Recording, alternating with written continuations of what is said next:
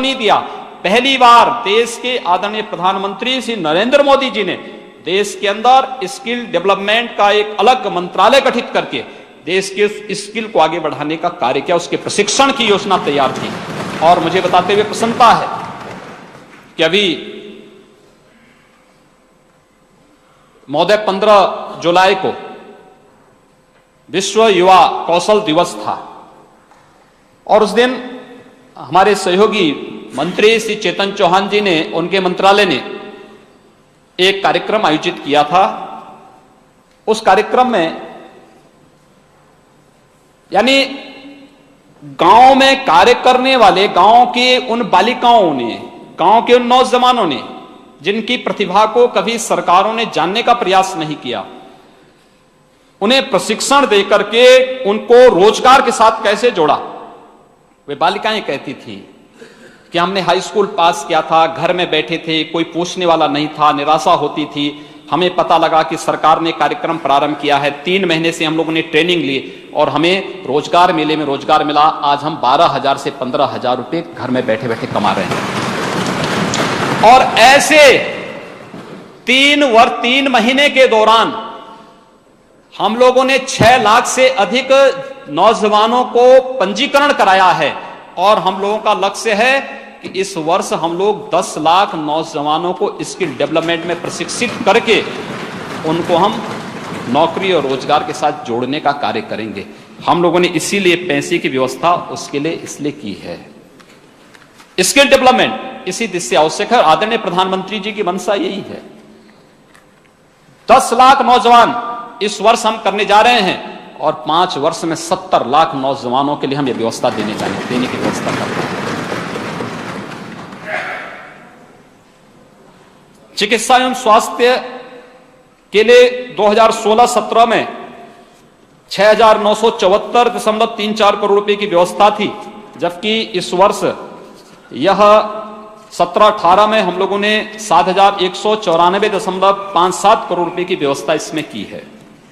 नगर विकास के लिए, जिसमें मुख्यतः अवस्थापना सुविधाओं के विकास की योजनाओं हैं, इसमें गत वर्ष 8,267.80 करोड़ रुपए की व्यवस्था थी, जबकि इस वर्ष हम लोगों ने 13,189.01 करोड़ रुपए की व्यवस्था की है, जो गत वर्ष की तुलना में 60% ज्यादा है, 60% अधिक है। ग्रामीण क्षेत्र में पेयजल की व्यवस्था के लिए गत वर्ष 2,100 करोड़ रुपए की व्यवस्था इन्होंने की थी, जबकि इस वर्ष हम लोगों ने 3,800 करोड़ रुपए की व्यवस्था इसके माध्यम से की है। और इसके साथ ही बुंदेलखंड, पूर्वांचल और विंध्य क्षेत्र, इसके लिए 2,800 करोड़ रुपए की अतिरिक्त व्यवस्था की है, जिसमें हम सरफेस वाटर की सप्लाई इन क्षेत्रों में कर सकें। प्रदेश में सड़कों के अनुरक्षण और उन्हें गड्ढा मुक्त करने के लिए 3,972 करोड़ रुपए की व्यवस्था की गई है, जो गत वर्ष की तुलना में 24% अधिक है। महोदय, इसके अलावा प्रदेश के अंदर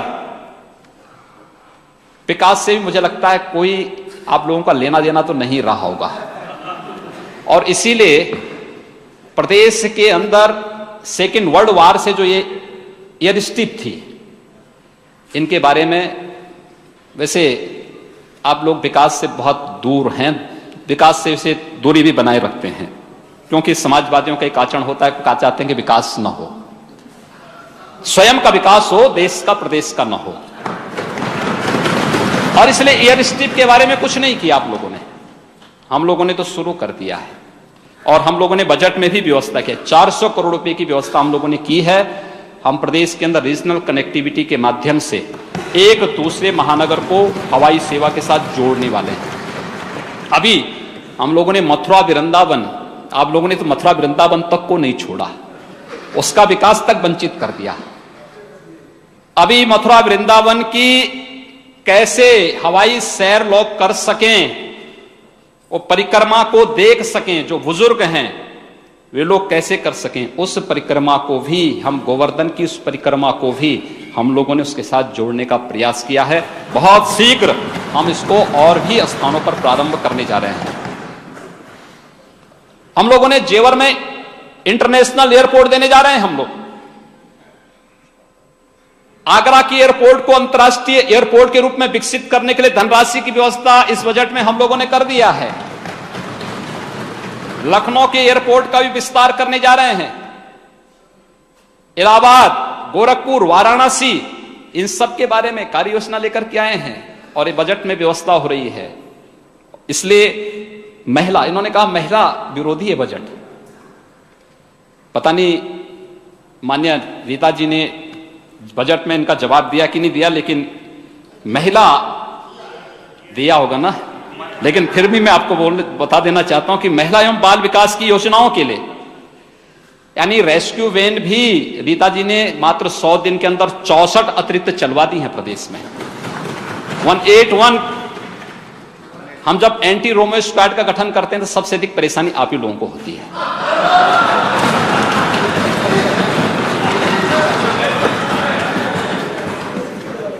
और जब 181 नंबर हम लोग जारी करते हैं तो स्वाभाविक रूप से आपको परेशानी तो होनी है।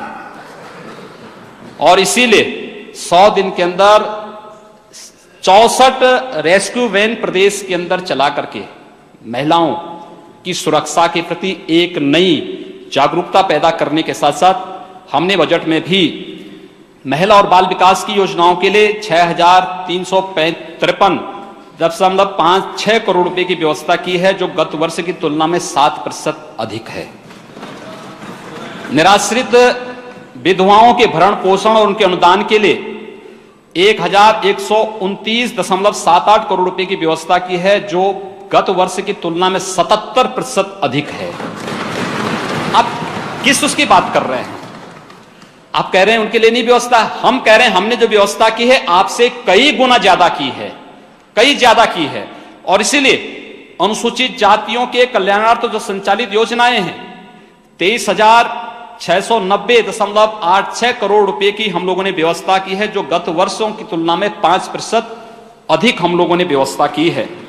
वृद्धा पेंशन, किसान पेंशन योजना के लिए भी 1,885 करोड़ रुपए की व्यवस्था की है, जो गत वर्ष की तुलना में 35% अधिक है। महोदय, दिव्यांगों के भरण पोषण अनुदान के लिए 550 करोड़ रुपए की व्यवस्था की है, जो गत वर्ष की तुलना में 70% अधिक है। और पुलिस के व्यवस्था के अंतर्गत 16,116.75 करोड़ रुपए की व्यवस्था की गई है, जो गत वर्ष की तुलना में 7% अधिक व्यवस्था इसमें की गई है। प्रदेश विकास करेगा कैसे जब ये लोग केंद्र के साथ इनका कोई समन्वय नहीं था? ये केवल झूठे नारे देते थे, झूठी घोषणाएं करते थे, और केंद्र के द्वारा जो कल्याणकारी योजनाएं घोषित की गई होती हैं उन योजनाओं के साथ कभी भी समन्वय स्थापित करके इन लोगों ने कभी समन्वय नहीं किया। उसका परिणाम क्या था?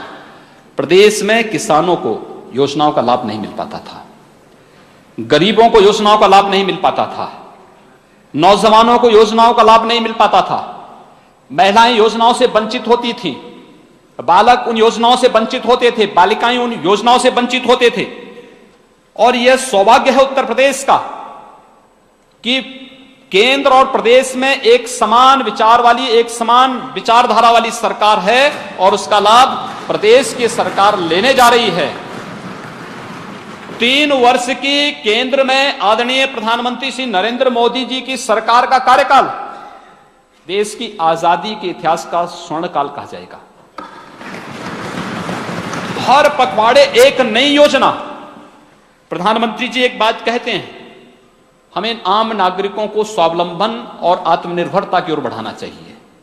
इसलिए हमारी योजनाओं का केंद्र बिंदु लोक कल्याण होना चाहिए, लोक लुभावन नहीं।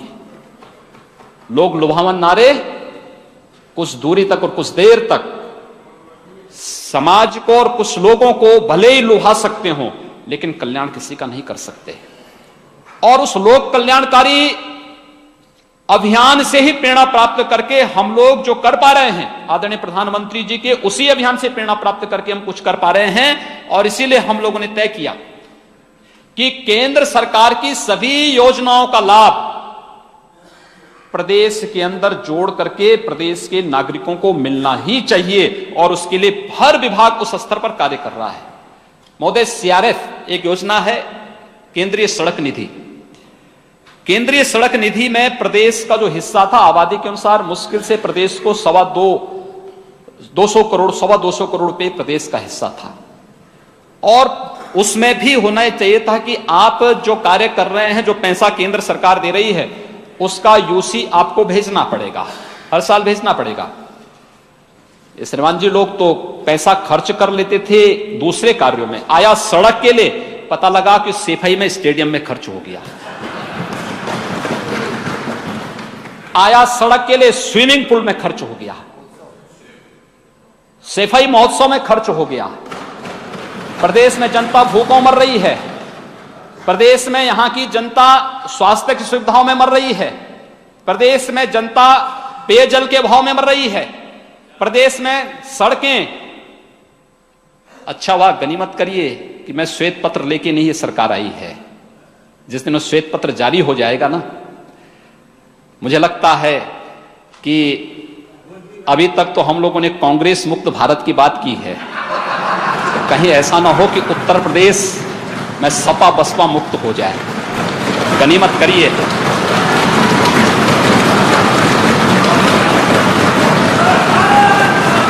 हम नहीं चाहते थे, बड़ी विचित्र स्थिति पैदा हो जाएगी। जिस निर्ममता के साथ प्रदेश के साथ इन दोनों दलों ने जिस निर्ममता के साथ लूट खसोट की है, जिस प्रकार से नोचा है, मुझे लगता है कोई सभ्य समाज उसको कभी स्वीकार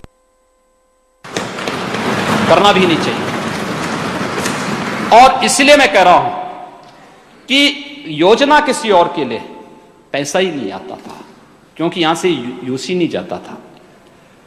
हम लोगों ने यूटिलाइजेशन सर्टिफिकेट भी समय पर प्रस्तुत किया, और एक साथ प्रदेश की सड़कों के लिए 10,000 करोड़ रुपए हम लोग केवल सीआरएफ के अंतर्गत लेकर के आए हैं। प्रदेश के अंदर भी सड़कें चौड़ी बन सके, गांव के लोग भी शहरों की तरह अच्छी सड़कों पर चल सकें। उस परिकल्पना को साकार करने के लिए फिर बातचीत हुई, एक योजना बनाई, और उस योजना के अंतर्गत तब फिर ये कार्य प्रारंभ हुए, और उसी प्रकार से अन्य योजनाओं के लिए भी। महोदय, राष्ट्रीय कृषि विकास योजना के लिए हम लोगों ने जो केंद्र सरकार के सहयोग से इस योजना में कार्य किया जाना था, उसमें हम लोगों ने भी धनराशि दी, केंद्र सरकार से भी आया है। 968.57 करोड़ रुपए की हमने व्यवस्था की है, जो गत वर्ष की तुलना में 15% अधिक भी है, और केंद्र के साथ मिलने के बाद इस योजना का लाभ प्रदेश की जनता को बहुत बेहतर तरीके से मिल पाएगा। इसी प्रकार से राष्ट्रीय ग्रामीण आजीविका मिशन के अंतर्गत भी 900 करोड़ रुपए की व्यवस्था हम लोगों ने की है, जो गत वर्ष की तुलना में 12 गुना अधिक है। आप अनुमान करिए कि 12 गुना अधिक होने के बाद क्या स्थिति होगी। स्वच्छ भारत मिशन, स्वच्छता से खैर आप लोगों का बहुत रिश्ता नहीं है, क्योंकि मैं जानता हूं इस बात को, और इसीलिए आप लोगों ने तो मां गंगा को भी नहीं छोड़ा है, और आप लोगों ने तो गायत्री नाम भी लोग अब अपने परिवार में रखना बंद कर देंगे।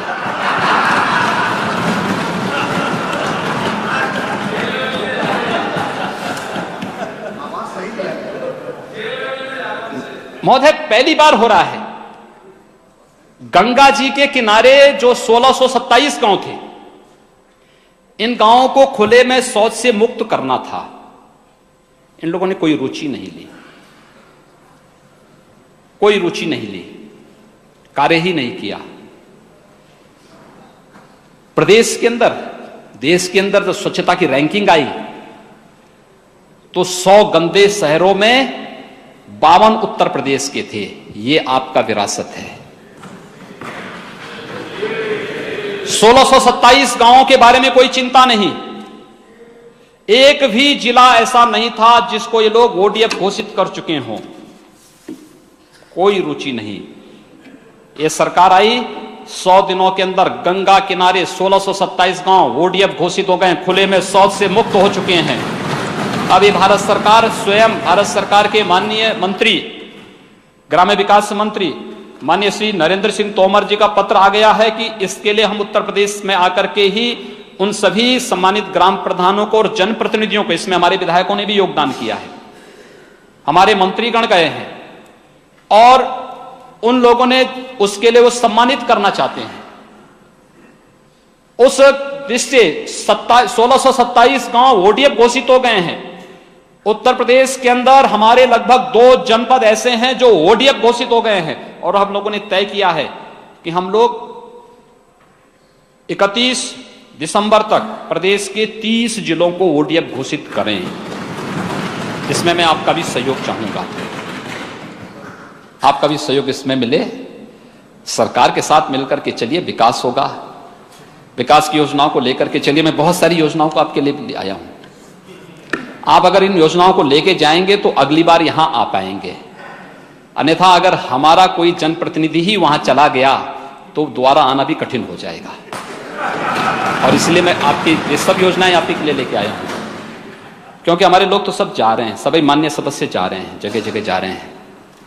और इसलिए स्वच्छ भारत मिशन के तहत ग्रामीण क्षेत्र में हम लोगों ने 3255 करोड़ रुपए की व्यवस्था की है, जो गत वर्ष की तुलना में महोदय 100% अधिक है। स्वच्छ भारत मिशन शहरी क्षेत्र, इसमें हम लोगों ने 1000 करोड़ रुपए की व्यवस्था की है, जो गत वर्ष की तुलना में 67% अधिक है। प्रधानमंत्री ग्रामीण सड़क योजना, इसमें 2990.88 करोड़ रुपए की व्यवस्था की गई है, जो गत वर्ष की तुलना में दुगना है। प्रधानमंत्री आवास योजना, ये भी बड़ी योजना है। और हमारे नेता प्रतिपक्ष महोदय, मैं देख रहा था उस दिन कह रहे थे कि हमने 700 कुछ मकान बना लिए, पीठ थपथपा रहे थे। मैं सोच रहा था कि 700 कुछ मकान बनाने पर ये श्रीमान जी अपनी पीठ थपथपा रहे हैं, कैसे इस प्रदेश का कल्याण होगा। इस प्रदेश के अंदर अगर आप 2011 की सूची ही देखेंगे, 24 लाख ऐसे परिवार हैं जिनके पास अपना आवास नहीं है। सामाजिक आर्थिक सर्वेक्षण की रिपोर्ट देखेंगे, 24 लाख से अधिक ऐसे परिवार हैं और 700 मकान दे दिए, इसी में आप पीठ थपथपा रहे थे। मात्र 100 दिन के अंदर हमारे ग्राम्य विकास मंत्री ने, अब बैठ जाइए ना, आप आराम से बैठिए, आप बोल चुके थे, सुन लीजिए आराम से। और हम लोगों ने, ग्राम्य विकास मंत्रालय ने 100 दिन के अंदर 6 लाख से अधिक लोगों का रजिस्ट्रेशन करवा दिया है, उनका पैसा जा चुका है। इस वर्ष 10 लाख लोगों का हम आवास देने जा रहे हैं और मैं आपको भी आमंत्रित करूंगा, अब अपनी विधानसभा में जाइए, उन गरीबों को सर्टिफिकेट बांटिए। यहां न कोई जाति भेद है, न कोई वर्ग भेद है। जो सूची में आएगा, हम लोगों ने कोई भेदभाव नहीं किया, जो पात्रता की सूची में उसको दो, जो बचेगा हम उसको बाद में जरूर देंगे। मछुआ आवास में भी आप लोगों ने तो उनका हक ही मार दिया है। आदरणीय कल्याण सिंह जी प्रदेश के मुख्यमंत्री थे 1991 में। उन्होंने उस समय पट्टी किए थे पोखरों के, तालाबों के, नदियों के, घाटों के, और उस व्यवस्था को मछुआ समुदाय को उन्होंने दिया था। निषाद है, केवट है, बिंद है, मल्लाह है, माझी है, इन सभी जातियों को उन्होंने उसमें ये पट्टी उस समय आवंटित करने की व्यवस्था की थी। और इन लोगों ने 2015 में वो व्यवस्था ही समाप्त कर दी है। सारा लाभ उनका भी हड़पने का प्रयास किया है। और क्या प्रदेश के अंदर केवल 700 कुछ ही मछुआ समुदाय के लोग हैं? इतनी बड़ी आबादी, और उस आबादी को 700 कुछ मकान देकर के लोग पीठ थपथपा रहे हैं। मैं कहता हूं उन सभी लोगों के लिए हम लोगों ने अपने इस विभाग से जुड़े मंत्री से कहा है, श्री जयप्रकाश निषाद से, हम लोगों ने कहा कि जाइए सर्वे कराइए, उस समुदाय को भरपूर आवास दिलाने का व्यवस्था करिए, कहीं कोई कमी पैसे की नहीं आने दी जाएगी, और ये व्यवस्था हम लोग करने जा रहे हैं। महोदय, इसी प्रकार से प्रधानमंत्री आवास योजना शहरी क्षेत्र के लिए भी हम लोगों ने 3000 करोड़ रुपए की व्यवस्था की है, जो गत वर्ष की तुलना में 10 गुना अधिक है। अनुमान कर ले आप, कहां हैं आप? महोदय, अमृत योजना के अंतर्गत, जिसके अंतर्गत प्रदेश के 61 शहर चयनित हुए हैं, उन 61 शहरों में पेयजल, सीवरेज और अन्य बुनियादी सुविधाओं की दृष्टि से भारत सरकार के सहयोग से योगदान होना है। कोई रुचि नहीं थी। हम लोगों ने 2000 करोड़ रुपए की व्यवस्था की है, जो गत वर्ष की तुलना में लगभग दोगुना है। और स्मार्ट सिटी योजना के अंतर्गत हम लोगों ने प्रदेश के अंदर 1500 करोड़ रुपए की व्यवस्था की है, जो गत वर्ष की तुलना में लगभग यानी 1.5 गुना से अधिक है। यह व्यवस्था हम लोगों ने यहां पर की है। महोदय, ग्रामीण क्षेत्र में विद्युतीकरण कार्यक्रम हेतु हम लोगों ने 4942.60 करोड़ रुपए की व्यवस्था की है, जो गत वर्ष की तुलना में 42% अधिक है। और सर्व शिक्षा अभियान के अंतर्गत 19,444.35 करोड़ रुपए की व्यवस्था की गई है, जो गत वर्ष की तुलना में 27% अधिक है। यानी हर एक मद में पहले से अधिक पैसा दिया गया है, पहले से बेहतर व्यवस्था दी गई है। और इसीलिए हम लोग कहेंगे अपने पक्ष के मित्रों से, प्रदेश के अंदर विकास में आप लोग थोड़ा रुचि लें तो प्रदेश का विकास हो जाएगा। और इसलिए सड़क बन रही है, आपका स्वागत है, आप आइए अपनी विधानसभा क्षेत्र में, उनका निरीक्षण भी करिए, उनका उद्घाटन करने में भी अपना योगदान दीजिए।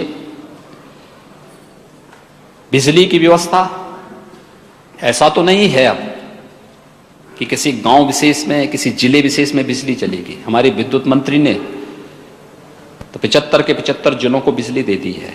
हर जिला मुख्यालय पे 24 घंटे बिजली चलेगी, हर तहसील मुख्यालय और बुंदेलखंड में 20 घंटे बिजली रहेगी, और हर ग्रामीण क्षेत्र में 18 घंटे बिजली बिना भेदभाव के जाएगी। यह व्यवस्था समान रूप से दी है। गरीबी रेखा के नीचे जीवन यापन करने वाले परिवारों को आपके समय में 15,000 20,000 रुपए देने पे भी बिजली का कनेक्शन नहीं मिल पाता था उसको। हम लोगों ने बिजली का कनेक्शन उसको फ्री में करवाने की व्यवस्था की है, शहर और ग्रामीण दोनों क्षेत्रों में। आप लोग एक साल में 5,000 ट्रांसफार्मर नहीं बदल पाए थे। हमारा ऊर्जा विभाग 100 दिन में 8,000 से अधिक ट्रांसफार्मर बदला भी है और उनकी क्षमता भी बढ़ाया है। पावर फॉर ऑल के एमओयू पर हम लोगों ने साइन किए हैं, और पावर फॉर ऑल के उस एमओयू पर इसलिए साइन किए हैं जिससे प्रदेश के अंदर हर तबके को बिजली मिल सके। 15 वर्ष प्रदेश में जो अराजकता के दिन थे, लूट खसोट के दिन थे, इसको विराम लगाने के लिए 100 दिन में 18,000 से अधिक छोटे बड़े मजरों में विद्युतीकरण का कार्य भी ऊर्जा मंत्रालय के द्वारा संपन्न किया गया है। एक कार्य को एक नई गति देने का प्रयास हुआ, एक व्यवस्था देने का प्रयास हुआ। और इसलिए मैं कहूंगा आपसे, आप लोग भी जाइए। आप लोगों ने विद्युतीकरण का कार्य कैसे किया था? आप लोग जाते थे, एक वर्ग विशेष के यहां जाते थे, वहां जाकर के कहते थे कि भाई चौराहे पे आके अपना कनेक्शन चेक करवा लो, और शेष लोगों के घर घर में जाकर के अपमानित करने का कार्य करते थे। ऐसी व्यवस्था यहां नहीं हो रही है, ऐसा नहीं हो रहा है। हम लोगों ने भेदभाव नहीं किया, हमने बिजली समान रूप से दी। अगर देवा शरीफ में बिजली जलेगी तो महादेवा में भी जलेगी। हमने भेदभाव नहीं किया, कोई भेदभाव नहीं, दोनों जगह समान रूप से बिजली मिलनी चाहिए। हम लोगों ने नहीं कहा कोई वीआईपी जनपद है। अगर सुरेश खन्ना जी के यहां बिजली 24 घंटे शाहजहांपुर में रहेगी तो रामपुर जिला मुख्यालय पे भी 24 घंटे बिजली रहेगी। यही लोकतंत्र है, इसी को लोकतंत्र कहते हैं। कुछ चंद लोगों की मनमानी लोकतंत्र नहीं होता है। पंडित दीनदयाल उपाध्याय जी ने इसी लोकतंत्र की, इसी प्रकार के मनमानेपन की भर्त्सना की थी। और यही हम कहने के लिए आए हैं कि हम आपसे आह्वान करेंगे, आप लोग जाइए गांव गांव में जाकर के उन गरीबों को, गरीबी रेखा के नीचे जीवन यापन करने वाले परिवारों को बिजली का कनेक्शन दिलवाइए। डायल टोल फ्री नंबर जारी हुआ है, ट्रांसफार्मर चलता है, महीनों नहीं बदल पाता था। यहां पे तो 48 घंटे में ग्रामीण क्षेत्र में, 24 घंटे के अंदर शहरी क्षेत्र में बदलने का कार्य हो रहा है। ये व्यवस्था हुई है, उसको और सुदृढ़ किया जाएगा। ये कार्य अचानक नहीं प्रारंभ हुआ है, लगातार इसको एक नई गति मिलेगी। इसलिए मुफ्त कनेक्शन वितरण के लिए कैंप लगाइए, गरीबों को मुफ्त बिजली का कनेक्शन उपलब्ध करवाइए। एक अच्छी स्थिति पैदा होगी, आने वाले समय के लिए भी कुछ आपके पास एक आधार बच पाएगा, नहीं तो सफाया तय है। महोदय, स्कूली बैग, यूनिफॉर्म जो लोग कभी दे नहीं पाते थे, वे लोग आज हमसे कह रहे हैं कि अभी नहीं मिल पाया है। अरे हमने तो कहा कि हैं, पिछली बार तो दिसंबर तक बच्चों को किताबें नहीं मिल पाई थी। नवंबर दिसंबर में किताबें बढ़ती थी, नवंबर दिसंबर में किताबें बढ़ती थी। यूनिफॉर्म के बारे में पिछली बार मैं कह ही चुका हूं। अब जाइए ना, हर बच्चे को 2 यूनिफॉर्म मिल रही हैं, दीजिए, बांटिए आप भी। मैं तो आह्वान करूंगा कि आप भी एक एक विद्यालय गोद लीजिए, आदर्श विद्यालय के रूप में उसको बनाइए।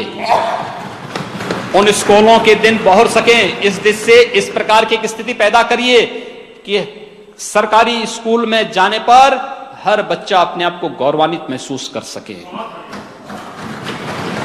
वे लावारिस नहीं हैं। गरीब और किसान का बच्चा, मजदूर का बच्चा ही वहां पढ़े, ये नहीं होना चाहिए। अच्छा होगा कि नेताओं के बच्चे भी वहां पढ़े। और ये शुरुआत अगर आप कर सकें तो इसके लिए मैं कहूंगा कि बांटिए उनको uniform, bag, books, shoes, socks सब दीजिए उन बच्चों को। हम लोग देने जा रहे हैं। क्या गरीब का बच्चा नंगे पैर जाता है? आपको अच्छा लगता है क्या? इस समाजवाद का नारा देकर के क्या समाजवाद आ जाएगा? समाजवाद वो होगा जब हर व्यक्ति के अंदर खुशहाली होगी, और खुशहाली को लाने के लिए आगे आइए। हम लोग देने जा रहे हैं। मैं आह्वान करूंगा, संसद सत्र, इस विधानसभा सत्र के बाद 28 के बाद पूरा अगस्त का महीना होगा आपके पास, हम लोग रोक देंगे आप लोगों के लिए। उन बच्चों की सुविधाएं मिलनी चाहिए। स्कूल चलो अभियान के साथ आप सब जुड़ेंगे, अच्छा होगा, अच्छा होगा। एक पारदर्शी व्यवस्था होगी। हम एक टीम भावना के साथ काम करना चाहते हैं, इसलिए आपका आह्वान करना चाहेंगे। इसमें हम लोग चाहेंगे 2 और कार्यों में फसली ऋण मोचन का जो कार्यक्रम होगा, हर विधानसभा में 5,000 से लेकर 10,000, 15,000, 20,000, 30,000 किसान इससे लाभान्वित होने जा रहे हैं। अगर आप अपने हाथों से सर्टिफिकेट बांटेंगे, अच्छा होगा। मैं नेता प्रतिपक्ष को भी, आपके सभी सहयोगियों को, हमारे बस बहुजन समाजवादी पार्टी, और खैर लल्लू जी तो हमारे पड़ोसी ही हैं, उनको भी मैं आमंत्रित करूंगा अपने क्षेत्र में जाएं। मैं संबंधित विभाग से कहूंगा कि वे, यद्यपि कृषि विभाग इसका नोडल विभाग है, तो कृषि मंत्री तो आपके पड़ोसी ही है, उन लोग से खैर उनके साथ तो आपकी रात को बैठक होती है। कोई बात नहीं, दिन में यहां बोलिए, रात्रि को तो भोज चल सकता है, कोई दिक्कत नहीं। और मैं कहूंगा कि आप लोग भी बांटिए, फसली ऋण मोचन के सर्टिफिकेट बांटिए। आप लोग कहते थे नहीं होगा, आखिर वो भी हो गया, अब सर्टिफिकेट ही बांट लीजिए। आवास योजना में महोदय इस वर्ष 12 लाख आवास हम लोग देने जा रहे हैं। 10 लाख ग्रामीण क्षेत्र में और 2 लाख शहरी क्षेत्र में। और मैं चाहूंगा सभी माननीय सदस्य अपने अपनी विधानसभा क्षेत्रों में आवास वितरण के सर्टिफिकेट भी वितरण करें, गरीबों को, पात्र लोगों को, सभी लोग बांटे, अच्छा होगा। जनप्रतिनिधि जाएगा, कार्य में पारदर्शिता आएगी, एक अच्छी स्थिति पैदा होगी। आप लोग बोल सकेंगे कि हम ये काम कर रहे हैं। आप लोग इसलिए छुपाते थे क्योंकि कार्य में पारदर्शिता नहीं थी, हम लोग इसलिए प्रदर्शित कर रहे हैं क्योंकि हमारे कार्य में पारदर्शिता है। और इसलिए मैं आह्वान करूंगा कि आप सब इस योजना में सहभागी बने, जिससे एक अच्छी स्थिति प्रदेश के अंदर आए। और उस स्थिति के लिए आप सबको हम तैयार कर, मैं आप सबको इस बारे में आपका आह्वान करूंगा। महोदय, बहुत अच्छा बजट प्रस्तुत किया है हमारे वित्त मंत्री ने, और इस बजट में जो प्रदेश के वित्त पोषण के लिए जो संसाधनों की व्यवस्था की गई है, इसमें राजकोषीय घाटे को भी कम किया गया है। जो राजकोषीय जो घाटा है, जो अनुमानित सकल राज्य घरेलू उत्पाद का 2.97% पर सीमित रखा गया है, जो पिछले वर्ष तक 3.01% तक था, यानी वो अपनी सीमा को क्रॉस कर चुका था। और इसलिए मैं कह रहा हूं कि श्रीमान जी लोग प्रदेश के कर्मचारियों को वेतन नहीं दे पाते, फसल ऋण माफ करने की बात तो बहुत दूर है इनके लिए। हम लोगों ने उस सीमा के अंदर उसको रखा भी है। बजट में 12,278 करोड़ रुपए के राजस्व की बचत भी की गई है। साथ साथ हम लोगों ने जो एफआरबीएम की सीमा है उसको क्रॉस, उससे भी नीचे हम लोग आए हैं। और इसलिए वित्तीय संस्थाएं आज आकर्षित हुई उत्तर प्रदेश के लिए। एक अच्छी स्थिति यहां पर पैदा की गई है। महोदय, संसाधन जुटाने के लिए अचानक नहीं जुटे हैं। हम लोगों ने सरकारों की, विगत सरकारों के द्वारा जो फिजूल खर्ची थे, उन पर बहुत आय से रोक लगाई है। अक्सर मंत्री बनने का मतलब यह होता था कि सरकारी खजाने पर करोड़ों का बोझ पैदा कर देना, और उसको रोका गया। सभी मंत्रियों से कहा गया था कि भाई देखो, आवास तो मिलेंगे, व्हाइट वॉश के अलावा कुछ नहीं होना है, न पर्दे बदलेंगे, न कुछ भी नहीं होगा, आप उसी ढंग से करेंगे। और मैं अपने मंत्रिमंडल के सभी सहयोगियों को इस बात के लिए धन्यवाद दूंगा कि उन लोगों ने में रखा, हर एक उसमें बचत की गई। ये पैसा प्रदेश के 22 करोड़ लोगों का पैसा है, एक मुख्यमंत्री या किसी मंत्री का नहीं, किसी सरकार विशेष का नहीं। और इसलिए वो वित्तीय अनुशासन होना चाहिए, फिजूल खर्ची पे रोक लगनी ही चाहिए। और इस दिशा से जो प्रयास इसमें किए गए हैं, उसके साथ साथ जो खर्चों में कटौती की गई, अपने उन खर्चों में कटौती की गई, जो अनावश्यक योजनाएं थी, जिनका प्रदेश के विकास से उन सबको शक्ति के बजट और राजकोषीय प्रबंधन के द्वारा जो कदम उठाए गए हैं, उसका परिणाम है कि यह बजट हमारे वित्त मंत्री आज ने इस सदन में प्रस्तुत करने में सफल हो पाए। और आज हम उस पर, इस बजट का यहां पर जो है जवाब भी दे रहे हैं। महोदय, बहुत सारी ऐसी योजनाएं थी जो मैं पहले भी कह चुका था कि केंद्र की योजनाओं के साथ हम लोगों ने उसको जोड़ करके उस कार्य को आगे बढ़ाया। और इसलिए मैं पूरे सदन से इस बात का अनुरोध करना चाहूंगा कि सरकार ने कार्य करना प्रारंभ किया है। आप 100 दिन के अंदर हमसे हिसाब मांगना चाहते हैं। आप चाहते हैं कि 100 दिन के अंदर हम आप लोगों के 10 वर्ष का भी हिसाब दे दें। लेकिन महोदय, हम ये कह सकते हैं कि प्रदेश के अंदर एक विश्वास का माहौल पैदा करने का प्रयास हुआ है, आम जनता का विश्वास बहाल हुआ है। उत्तर प्रदेश जैसे राज्य में, जिस राज्य में निवेश की भारी संभावनाएं थी, लोग निवेश नहीं करना चाहते थे, भाग जाते थे, क्योंकि एक जंगल राज की स्थिति यहां पैदा कर दी गई थी। एक अराजकता का सा माहौल प्रदेश के अंदर पैदा कर दिया गया था। और उस अराजकता और उस जंगल राज से मुक्ति के लिए आम जनमानस छटपटा रही थी।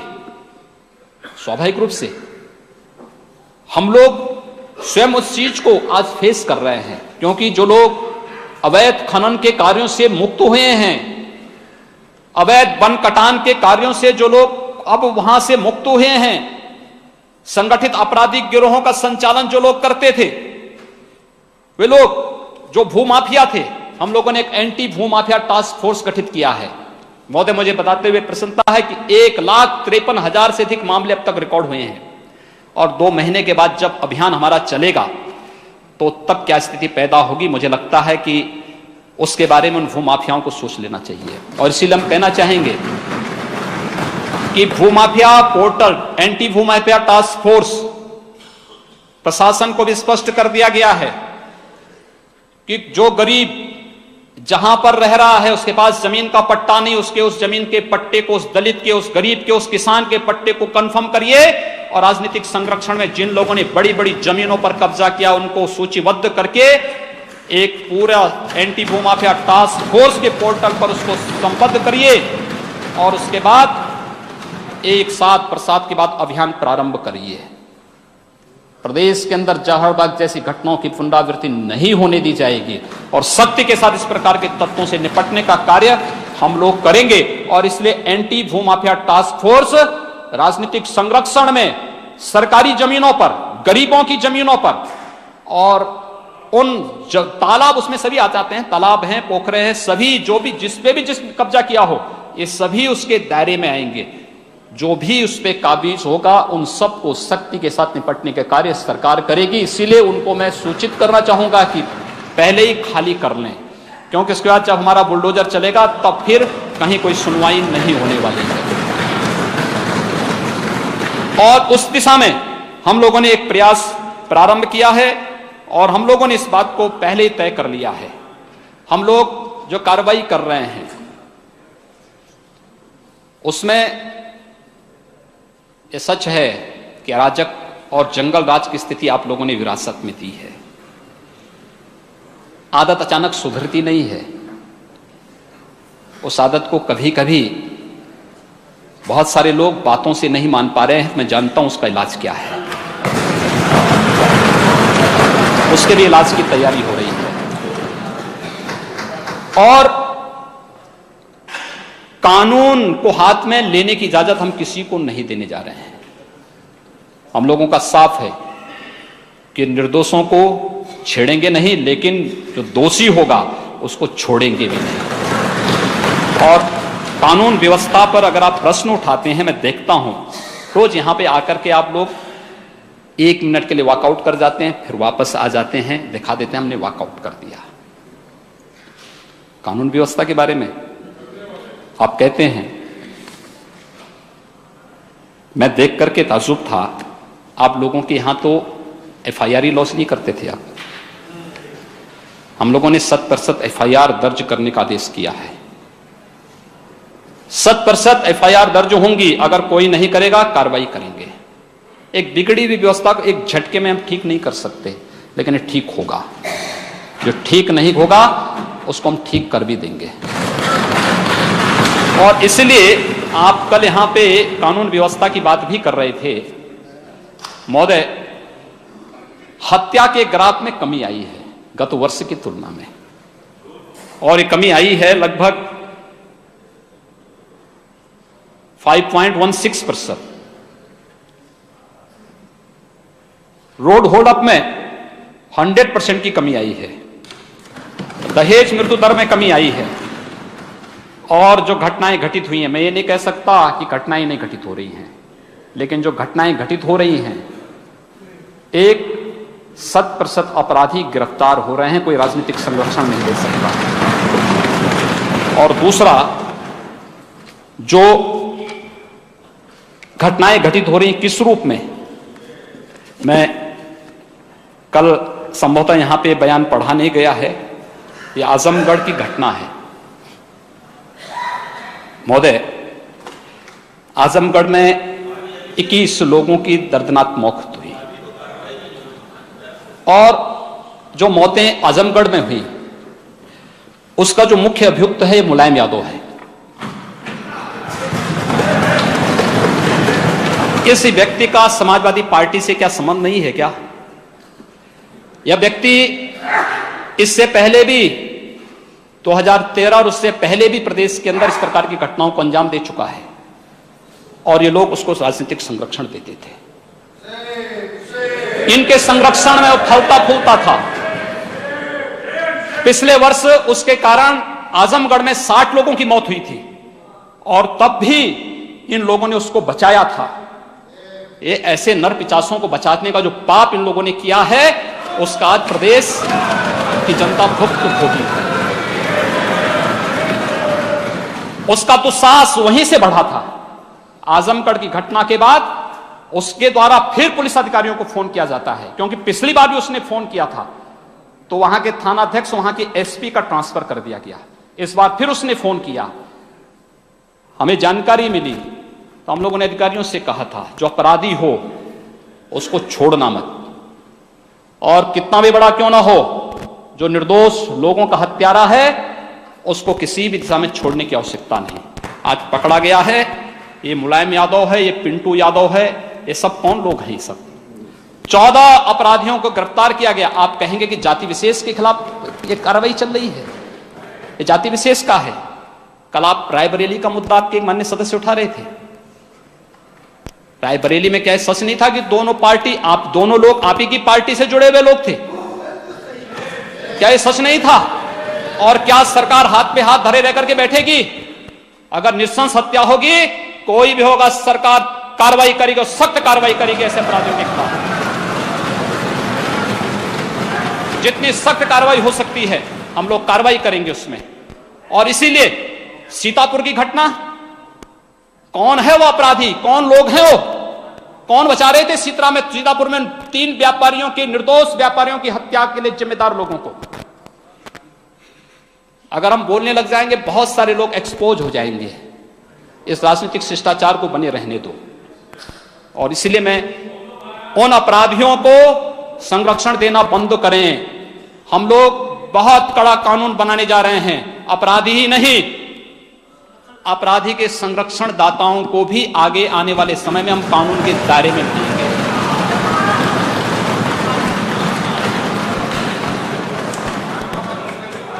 इस सदन में, इस सेशन में अवसर मिलेगा तो हम कानून बनाएंगे, अन्यथा अगले सेशन में बहुत जल्दी हम सेशन बुलाएंगे। औपचारिकता नहीं निभाएंगे, हम प्लान करने वाले लोग नहीं हैं, हम फेस करेंगे।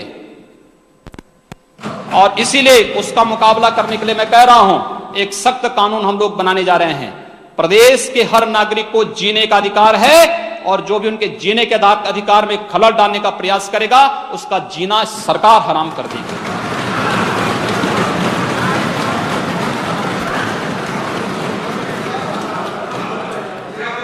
इसलिए महोदय, हम लोग पूरी व्यवस्था किए हैं। क्या स्थितियां थी प्रदेश के अंदर? प्रदेश के अंदर 1.5 लाख पुलिस के पद खाली हैं।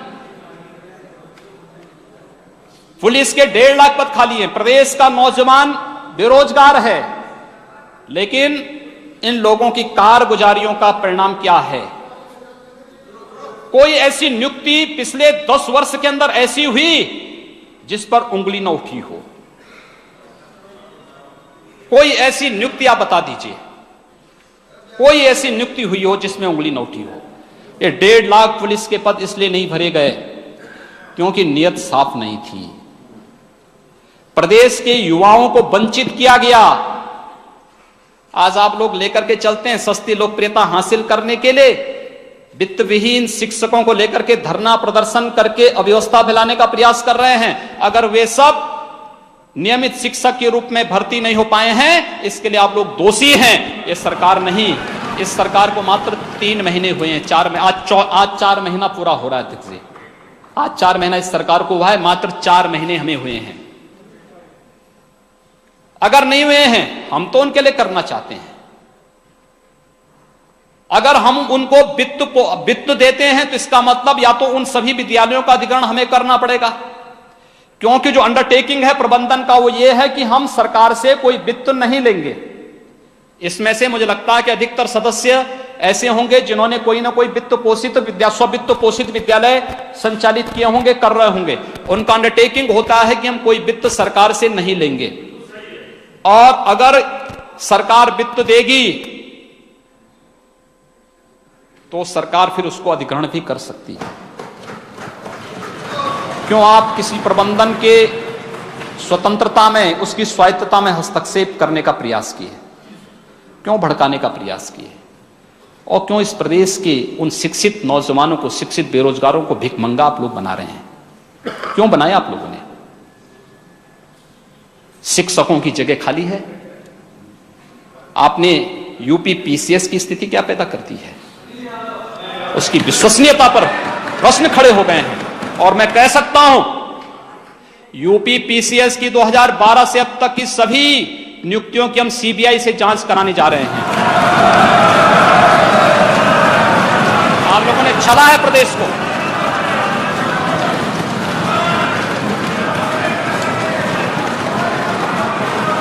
प्रदेश के नौजवानों के साथ अन्याय किया है, और इसीलिए इसकी जांच होगी, कार्रवाई होगी, लोग कटघरे में खड़े होंगे। और याद रखना, हरियाणा के अंदर एक नेता जो शिक्षक भर्ती में पिछले 10 वर्षों से जेल के अंदर सड़ रहे हैं, और कहीं प्रदेश के अंदर ऐसी स्थिति आने का है।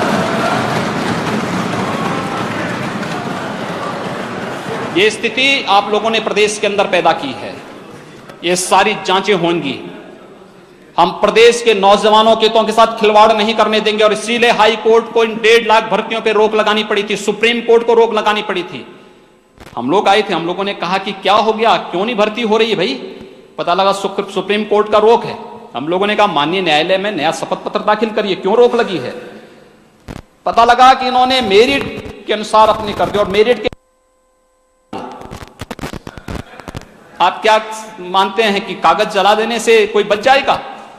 कभी नहीं। कल लालजी वर्मा कह रहे थे, हमारे माननीय नेता बहुजन समाजवादी पार्टी के, बहुजन समाज पार्टी, बहुजन समाज, अरे अब तो एक ही हो गए आप लोग।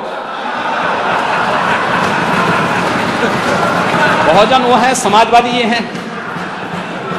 जब एक ही हो गए हैं तो क्या बोलूं मैं?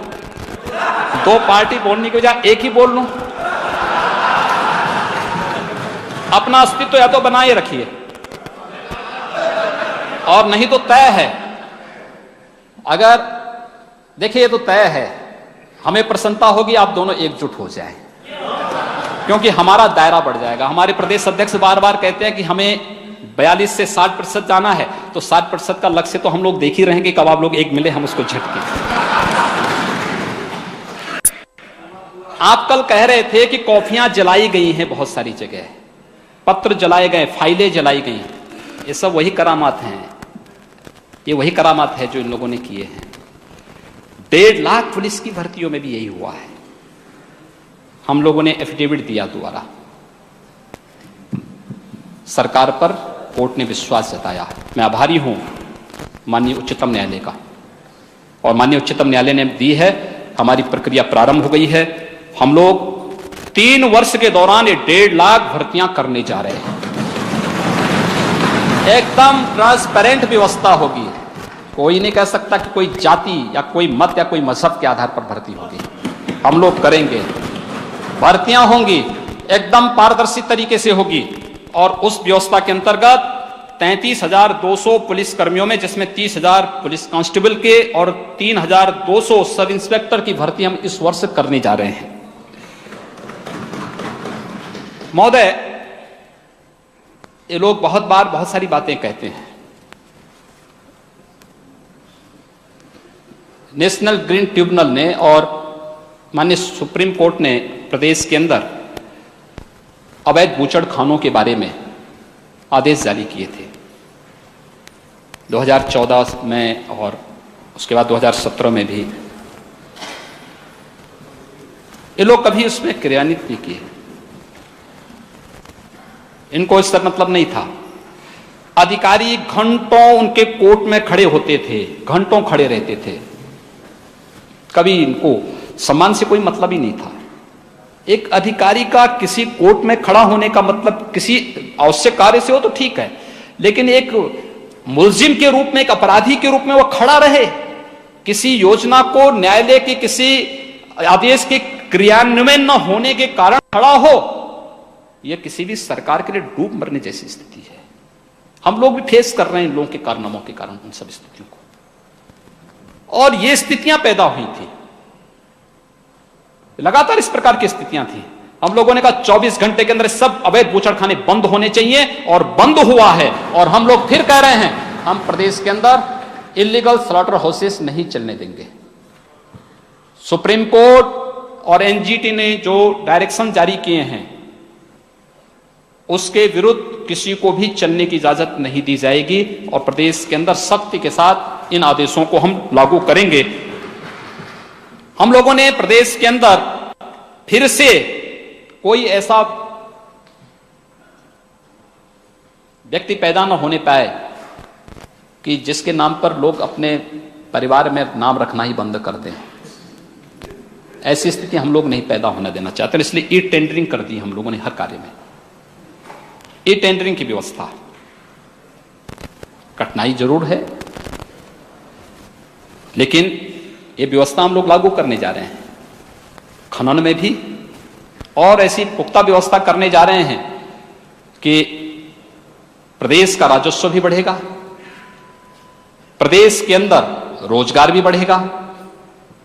प्रदेश के अंदर अभी जो कुछ लोगों के द्वारा दाम बढ़ा दिए जा रहे हैं ना, वे गलतफहमी में है। उनको नहीं मालूम जब डंडा शुरू होगा, हम लोग तो खाली होने हो ही रहे हैं विधानसभा सत्र के बाद। ये सब जांच करवाने जा रहा हूं इन सब की भी।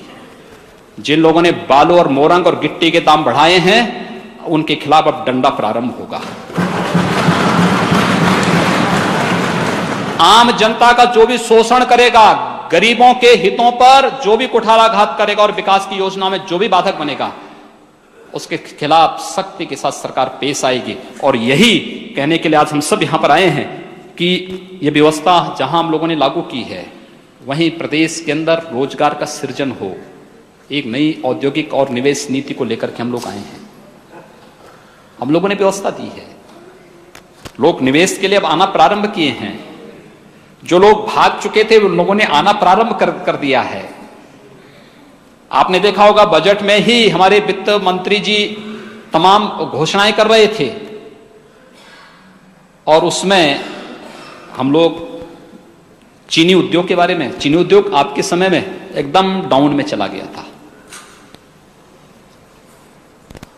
जो उत्तर प्रदेश देश के अंदर सर्वाधिक चीनी उत्पादक राज्य था,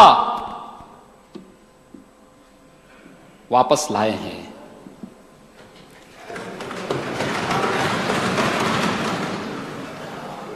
ये 23,000 करोड़ रुपए का भुगतान भी आप ही करवाए हैं। चलिए मैं ये मान लेता हूं, क्यों?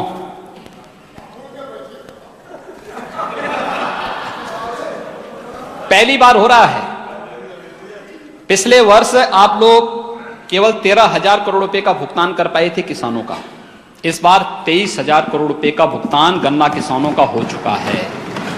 जो लगभग 2,000 करोड़ रुपए का बचा है, इसको भी नोटिस जारी हो चुकी है, और नोटिस जारी होने के साथ साथ हम लोग यह भी भुगतान कराने के लिए कृत संकल्पित हैं। किसानों को उनके गन्ना का दाम मिले, यह हम लोग करने जा रहे हैं। साथ साथ नई चीनी मिलें भी लगा जा रहे हैं।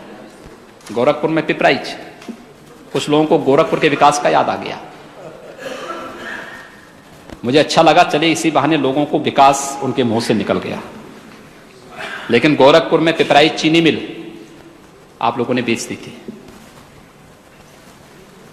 हम लोग फिर से एक नई चीनी मिल लगाने जा रहे हैं, बस्ती में लगाने जा रहे हैं।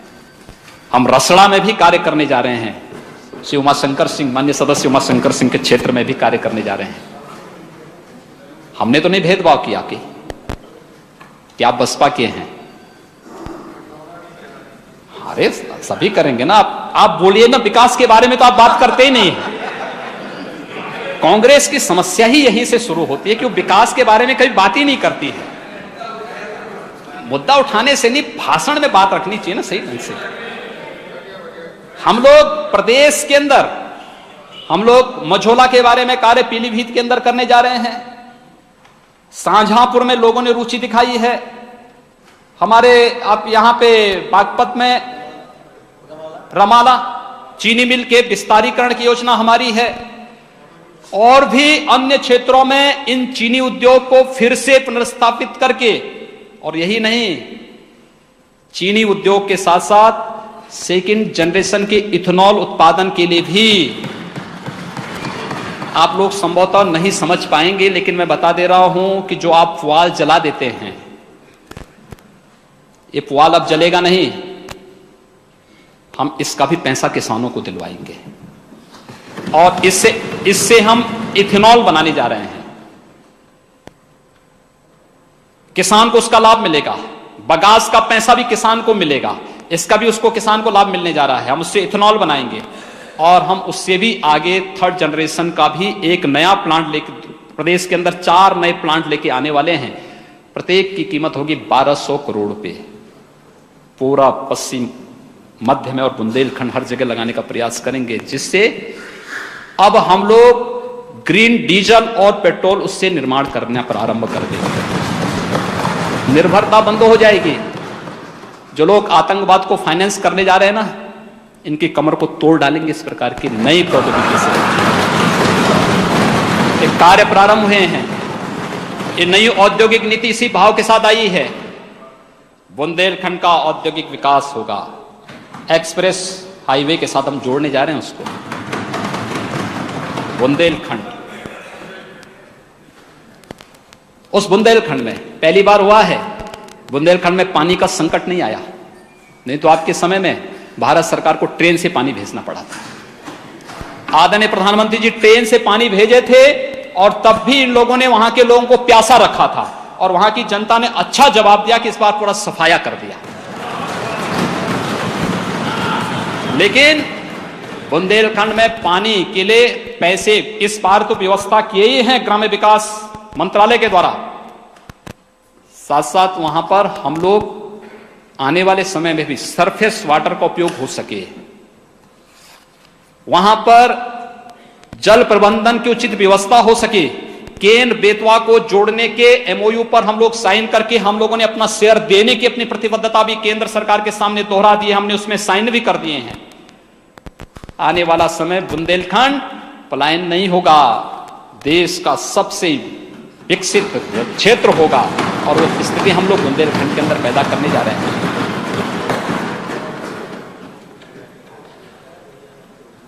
पूर्वांचल भी,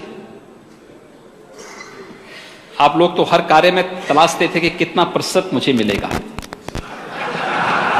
हाँ, ऐसा नहीं उसको करता। हम लोगों ने इसलिए ई टेंडरिंग से जोड़ दिया और इसलिए हम लोग आपकी बलिया को भी जोड़ने जा रहे हैं। बलिया को जोड़ेंगे।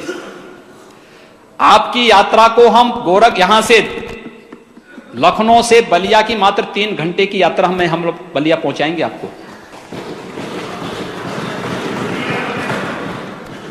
हम उसमें अयोध्या को भी जोड़ेंगे। हाँ, काशी भी जुड़ेगी और गोरखपुर भी जुड़ेगा।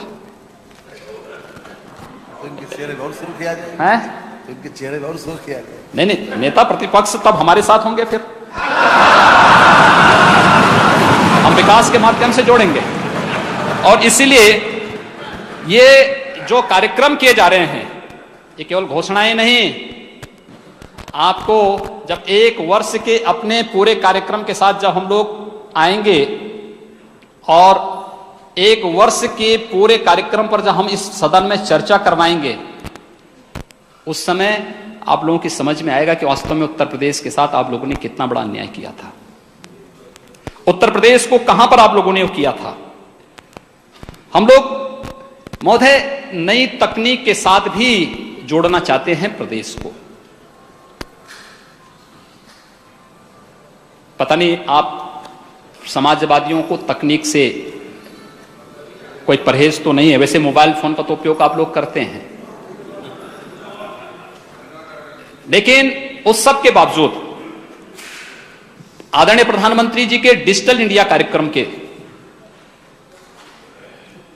से प्रेरणा प्राप्त करते हुए हम लोगों ने प्रदेश के अंदर, हम लोगों का मानना है कि आधुनिक तकनीक का जो प्रयोग है वह प्रशासन को अधिकाधिक जवाबदेह बनाता है, पारदर्शी और अनिवार्य कुशल बनाने के लिए आधुनिक तकनीक आवश्यक है। डिजिटल इंडिया का आदरणीय प्रधानमंत्री जी का जो कार्यक्रम है, इसी उद्देश्य से है, प्रशासन को अधिकाधिक जवाबदेह, पारदर्शी और कुशल बनाने के दिशा से जो का अभियान पूरे देश के अंदर प्रारंभ हुआ है। हम लोगों ने उसी के से प्रेरणा प्राप्त की है और उसके तहत हम लोग यहां पर ई ऑफिस की व्यवस्था करने जा रहे हैं। मैं तो चाहूंगा कि विधानसभा में यह व्यवस्था लागू हो जाए। मैं जानता हूं आप विरोध करेंगे, और जिस दिन आप विरोध करेंगे तब आपको एक्सपोज हम लोग करेंगे, क्योंकि लैपटॉप के नाम पे जनता को बेवकूफ बनाते थे आप लोग। ई हॉस्पिटल बलिया में बैठे बैठे आप लोग SCPGI में समय ले सकते हैं, KGMU में समय ले सकते हैं, कहीं भी प्रदेश के अंदर कहीं भी आना हो वहां जाके BHU में भी समय ले सकते हैं, क्योंकि तब तक हम लोग आप लोगों के लिए एक्सप्रेस हाईवे बना चुके होंगे वाराणसी तक भी, और इसीलिए यह व्यवस्था हम लोग उसके अंतर्गत लेने जा रहे हैं। ये आधुनिक तकनीक के साथ इस व्यवस्था को जोड़ने का एक कार्य महोदय हम लोगों ने प्रारंभ किया है। प्रदेश ने 15 वर्षों में बड़ा सांस्कृतिक और आध्यात्मिक रूप से अपमान झेला है। अयोध्या का नाम आता था तो ऐसे लगता था जैसे करंट लग जाता हो सत्ताधारी दल के लोगों को। मैं सोचता था कि समाजवादी पार्टी के लोग कम से कम मथुरा, वृंदावन, गोवर्धन, बरसाना आदि क्षेत्रों का ही विकास करा देंगे, लेकिन ये लोग तो वहां भी इसको भी नहीं बख्शे। वहां तो जवाहर बाग जैसी घटना करा डाले, विकास नहीं कराए, विनाश जरूर करा दिया। मैं सोचता था कि बहुजन समाज पार्टी भगवान बुद्ध का बड़ा नाम लेती है, बौद्ध सर्किट के बारे में कुछ सोचेगी, कुछ कर देगी, कुशीनगर में ही कुछ हो जाए, श्रावस्ती और भी जो इतने स्थल हैं, कपिल वस्तु है, उधर हमारा सारनाथ है, कौशाम्बी है, ये बहुत सारे स्थल हैं। भगवान बुद्ध से जुड़े हुए जितने भी स्थान हैं दुनिया के अंदर, सारे के सारे ज्यादातर भारत के अंदर हैं, और वह है उत्तर प्रदेश में है। उत्तर प्रदेश को इस बात पर गौरव की अनुभूति करनी चाहिए। तो लोग भी कोई विकास नहीं किए, वहां पे विकास का मतलब ही कुछ और था। और विकास भगवान बुद्ध की शिक्षाओं से जुड़ा हुआ हो ऐसा नहीं था। भगवान बुद्ध की शिक्षाओं को लेकर के हम आगे बढ़ सकें, उससे जुड़ा हुआ विकास नहीं था। वो विकास कैसा विकास था वो तो पिछले लोकसभा चुनाव में जनता ने उसका जवाब दे दिया है, विधानसभा चुनाव में दिया है, 2019 में और बेहतर जवाब जनता देने जा रही है। कुछ नहीं कर पाए, हम लोगों ने किया है। हम लोगों ने भारत सरकार की स्वदेश दर्शन और प्रसाद योजना में रामायण सर्किट, बौद्ध सर्किट, कृष्णा सर्किट, आध्यात्मिक सर्किट दिया है। पहली बार हो रहा है नवरात्र में देवी मंदिरों में बिजली मिल सके, सफाई की व्यवस्था हो सके। आप लोग वो भी नहीं कर पाते थे। आप लोगों ने तो देवी देवताओं तक को नहीं छोड़ा है। नहीं तो आएंगे यहां, जब भगवान हमारे साथ थे इसलिए हम यहां पे हैं। भगवान आपसे दूर भागे इसलिए आप लोग वहां पे हैं, और ईश्वर से प्रार्थना करिए कि इससे ज्यादा दूर भगवान न हो। अगर दूर होंगे तो पता नहीं आप लोग कहां होंगे।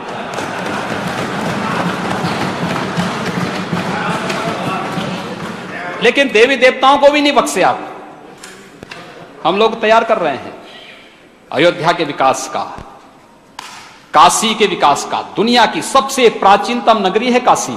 इस बजट में काशी में एक सांस्कृतिक केंद्र हो जो पूरे भारत की सांस्कृतिक विशेषता को समेटे हुए दिखाई दे रहा हो। 200 करोड़ की व्यवस्था हम लोगों ने की है, उसको और आधुनिक बनाने का प्रयास हम लोग करने जा रहे हैं। अयोध्या का विकास हम लोग करेंगे। हमें संकोच नहीं, आप हम पे कुछ भी आरोप लगाते रहें, ये सब की चिंता नहीं करते। अयोध्या का भी विकास होगा, काशी का भी विकास होगा, वाराणसी का विकास होगा, मथुरा का विकास होगा,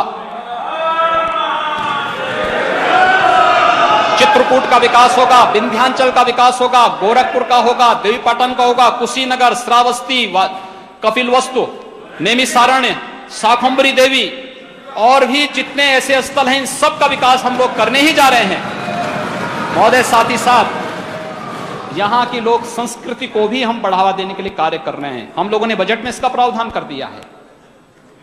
प्रयागराज कुंभ आने वाला है 2019 में, अर्ध कुंभ है, बजट में 500 करोड़ रुपए का होने की व्यवस्था कर रहे हैं।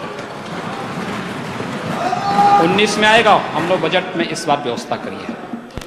और हम लोग प्रयागराज कुंभ को एक ऐसे इवेंट के रूप में दुनिया के सामने प्रस्तुत करना चाहते हैं कि पूरी दुनिया उत्तर प्रदेश के इस गौरवशाली सांस्कृतिक कार्यक्रम के साथ झूमती हुई दिखाई दे।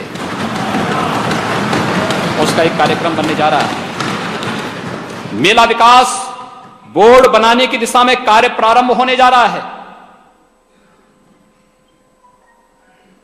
क्योंकि प्रयागराज में केवल कुंभ और अर्धकुंभ ही नहीं होता है, माघ मेला होता है हर साल, हर संक्रांति को, हर पूर्णिमा को स्नान होता है। लोग जाते हैं हर पर्व और त्योहारों में, भारी संख्या में श्रद्धालु जन आते हैं। चोरी छुपे तो आप लोग भी जाते होंगे, सभी लोग जाते होंगे। और इसीलिए ये अच्छी बात है, ये अच्छी बात है, जाना चाहिए। जाने अनजाने में पाप हो जाए तो कम से कम धुलने के लिए स्थान एक मिल जाता है।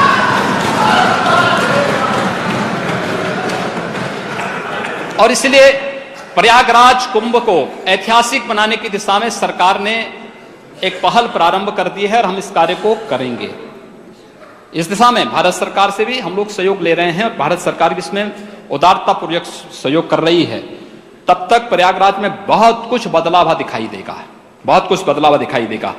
साथ साथ जो अलग अलग क्षेत्रों की अलग अलग सांस्कृतिक विशेषताएं थी, हम लोग हमेशा से इस बात को कहते रहे हैं कि बोली और भाषाएं, आखिर इसका विकास सरकार नहीं कराएगी तो कौन कराएगा। भोजपुरी का है, अवधी का है, बुंदेलखंडी का है, ब्रिज का है, और भी हमारी जो यहाँ की स्थानीय लोक भाषाएं हैं, लोक बोलियां हैं, इनके विकास के लिए कार्य, लोक संस्कृति, लोक कार्यक्रम, इन सब के लिए भी बजट में इसका प्रावधान किया गया है। और साथ साथ अंत्योदय के प्रणेता पंडित दीनदयाल उपाध्याय जी के जन्मशती वर्ष पर भी हम लोग विशेष आयोजन करने जा रहे हैं। मैंने पहले ही बता दिया था कि मुगल सराय का नाम बदलकर पंडित दीनदयाल उपाध्याय नगर, जंक्शन का नाम पंडित दीनदयाल उपाध्याय जंक्शन तो रख ही दिया है। वहां पर उनका एक स्मारक बने,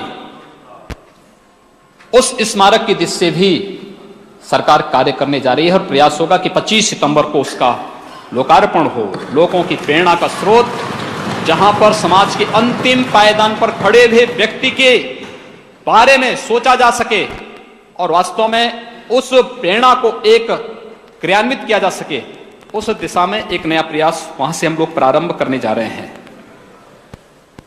इन लोगों ने अयोध्या में रामलीला का मंचन बंद कर दिया था, मुझे अयोध्या के संतों ने बताया।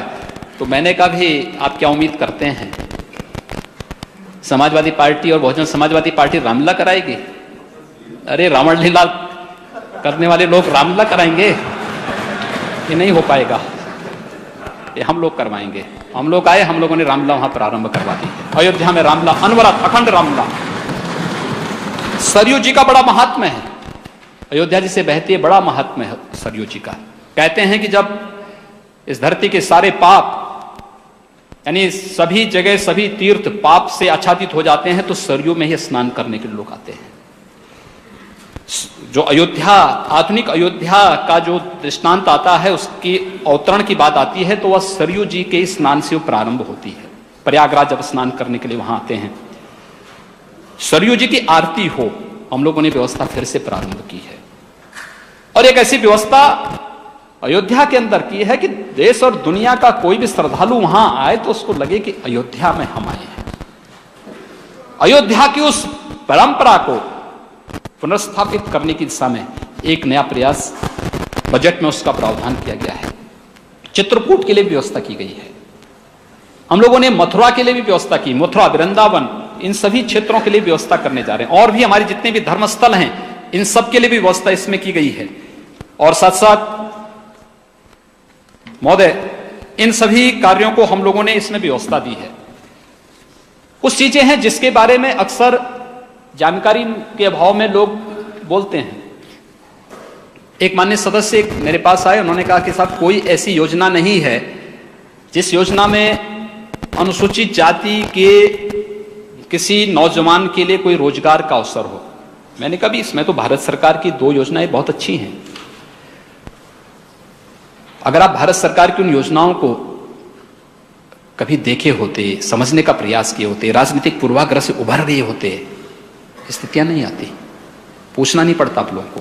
प्रधानमंत्री मुद्रा योजना और स्टैंड अप योजना, स्टैंड अप योजना में प्रत्येक बैंक की शाखा को इस बात के लिए बाध्यकारी बना दिया गया। आदरणीय प्रधानमंत्री जी ने इस बात के लिए उन्हें निर्देशित किया है कि प्रत्येक बैंक की शाखा एक एक अनुसूचित जाति जनजाति के किसी एक नौजवान को या परिवार को और एक महिला को गोद लेकर के उन्हें आत्मनिर्भर बना स्वावलंबन की ओर अग्रसर करेगी, उन्हें स्वरोजगार और आत्मनिर्भर करने के लिए कार्य करेगी। 10 लाख से लेकर 1 करोड़ तक का उन्हें उस बैंक के द्वारा ऋण दिया जाएगा। उत्तर प्रदेश के अंदर 16,600 बैंक हैं, 16,500 से अधिक बैंक हैं। और अगर 2 अनुसूचित जाति जनजाति का एक व्यक्ति और एक महिला किसी भी जाति किसी भी वर्ग की हो सकती है, कोई भी हो सकती है, अगर 2 ले लें, 1 साल में 33,000 लोग सीधे सीधे यानी स्वरोजगार, स्वावलंबन और आत्मनिर्भरता की ओर बढ़ते हैं। थोड़ा जानकारी ले लें। हमें प्रयास करना चाहिए, जो बैंक हैं उन बैंकों से कहना चाहिए। हमारी विधानसभा क्षेत्रों में 2, 4, 6, 10 बैंक होंगे, उन बैंकों से हमें कहना चाहिए कि भाई कौन है स्टैंड अप योजना में किस किस का आपने चयन किया है, लाओ बताओ, उसमें हम अपने हाथों से उसको ऋण वितरित करेंगे। सर्टिफिकेट वितरित करिए आप, ये आपका अधिकार है। हम आपसे कह रहे हैं, स्टेट लेवल बैंकर्स कमेटी के साथ हमने कहा कि हमारे माननीय सदस्यगण जो वितरित करना चाहेंगे उनके हाथों से करवाइए। मुद्रा योजना के अंतर्गत जो नौजवान रोजगार के लिए, लघु कुटीर उद्योग के लिए, सामान्य अपने कारोबार के लिए बैंकों से सहयोग लेना चाहता है, उनको सहयोग देने की दिशा में प्रयास करिए। थोड़ा भी जनप्रतिनिधि रुचि ले लेगा, जनपद स्तर की जिलाधिकारी के नेतृत्व की कमेटी के सामने प्रस्ताव प्रस्तुत कर देगा। आपको लगता वहां नहीं हो रहा तो स्टेट लेवल की कमेटी के पास लेकर के आइए, हम लोग उस पर कार्रवाई कराएंगे। लेकिन हमें इन योजनाओं की जानकारी तो हो। और एक बड़ी अच्छी योजना है जिनके माध्यम से हम लोग अनुसूचित जाति जनजाति के लोगों के लिए अच्छा कार्य कर सकते हैं। इस दृष्टि से महोदय, बजट हर तबके के लोगों के लिए, मुझे लगता है कि हर जाति, हर वर्ग, हर पंथ, हर संप्रदाय और मुझे लगता है कि समाज का हर तबका इसके अंतर्गत आ चुका है। इसलिए मुझे लगता है कि प्रधानमंत्री जी का सबका साथ और सबके विकास की इस अवधारणा को समेट करके यह चलता है, क्योंकि हमारा जो मूल मंत्र है वही है। मैं केवल आप लोगों से एक बात कहना चाहूंगा। मुझे एक जर्मन दार्शनिक मार्टिन लूथर किंग की एक बात याद आती है। उन्होंने एक बात कही थी कि जिस दिन हम सच्चाई को देखकर भी बोलना नहीं चाहते, उसी दिन से हमारी पराजय की शुरुआत हो जाती है। और मुझे लगता है आपके पास एक अवसर है, इस सच्चाई को स्वीकार करिए। सरकार ने किया है, सरकार कर रही है और सरकार अच्छा करेगी। उस अच्छाई को ध्यान में रख करके हम केवल एक बात कहना चाहते हैं। तमाम प्रकार के आरोप तमाम लोग लगाते हैं, लगाएंगे भी। विपक्ष का काम है आरोप लगाना, क्योंकि भाई खाली दिमाग शैतान का घर कहा ही जाता है। कुछ तो करेंगे। आपको अच्छी योजना में सहयोग करना नहीं है, करेंगे नहीं। रोज आके बैठ जाएंगे यहां पे। जब कोई प्रश्न अच्छा चलने लग जाए तो तुरंत खड़े होकर कहने लगे हम तो वॉकआउट कर रहे हैं, बाहर जाके प्रेस के सामने बोल के फिर वापस चले आएंगे। लेकिन इस सब की परवाह किए बगैर हम लोग तो चाहेंगे पक्ष और विपक्ष मिल करके प्रदेश के विकास में रुचि लें, आगे बढ़े, क्योंकि लोकतंत्र के दो पहिए हैं, ये जब साथ चलेंगे तो विकास तीव्र गति से होगा। वैसे भगवान ने इतनी संख्या यहां दी है कि हम लोग तीव्र गति से आगे बढ़ सकते हैं, बहुत तीव्र गति से आगे बढ़ेंगे। और इसलिए महोदय मुझे केवल एक बात कहनी है कि किसी को भी संकोच नहीं होना चाहिए, क्योंकि राष्ट्रवाद हम लोगों का संस्कार है। वसुधैव कुटुंबकम हम सब का ध्येय है। अपनी संस्कृति की रक्षा करना अब सबका संकल्प है। सामाजिक समता मूलक समाज की स्थापना ये हमारा चिंतन है, और सर्वे भवन्तु सुखिनः यही हमारी नीति है। और इसीलिए मैं आप सबका आह्वान करूंगा कि हम सब आइए मिलकर के उत्तर प्रदेश के विकास और उत्तर प्रदेश को देश के विकसिततम राज्यों में स्थापित कर सकें, सर्वोत्तम प्रदेश के रूप में स्थापित कर सकें। इस दृश्य में आप सबका आह्वान करूंगा। मैं एक बार पुनः अपने उन सभी माननीय सदस्यों को, नेता प्रतिपक्ष आदरणीय श्री राम गोविंद चौधरी जी, बहुजन समाज पार्टी के नेता श्री लालजी वर्मा जी, कांग्रेस के नेता श्री अजय कुमार उर्फ लल्लू जी समेत उन सभी 73 सदस्यों को हृदय से धन्यवाद दूंगा, साधुवाद दूंगा कि उन्होंने अच्छी चर्चा को आगे बढ़ाया है। और एक रचनात्मक चर्चा के लिए सदैव हम किसी भी कार्य में, किसी भी मुद्दे पर जो प्रदेश के हित में हो आप चर्चा करने के लिए कहेंगे, सरकार हमेशा खड़ी रहेगी। और जब आवश्यक समझेंगे तो मैं आपके बीच में चर्चा का जवाब देने के लिए भी खड़ा रहूंगा, उसमें कहीं पीछे हटने की स्थिति नहीं है। मैं इसमें आपका सहयोग चाहूंगा, आप सबको हृदय से साधुवाद दूंगा, उन सभी मान्य सदस्यों को जो 73 सदस्य जिन लोगों ने इस चर्चा में भाग लिया है। और मैं एक बार पुनः अपने वित्त मंत्री, मंत्रिमंडल के सभी सहयोगियों को एक अच्छे बजट को बनाने में सहयोग देने, बेहतर वित्तीय प्रबंधन में सहयोग देने, फिजूल खर्ची को रोकने, प्रदेश के अंदर एक आदर्श व्यवस्था प्रदान करने के लिए उनके द्वारा दिए जाने वाले सहयोग के लिए हृदय से बधाई दूंगा। और वित्त मंत्री और उनकी पूरी टीम को जिन्होंने एक बेहतर प्रयास किया है, उनको बधाई देते हुए, साधुवाद देते हुए आप सबसे प्रदेश के विकास के लिए सहयोग की अपेक्षा करूंगा। बहुत बहुत धन्यवाद।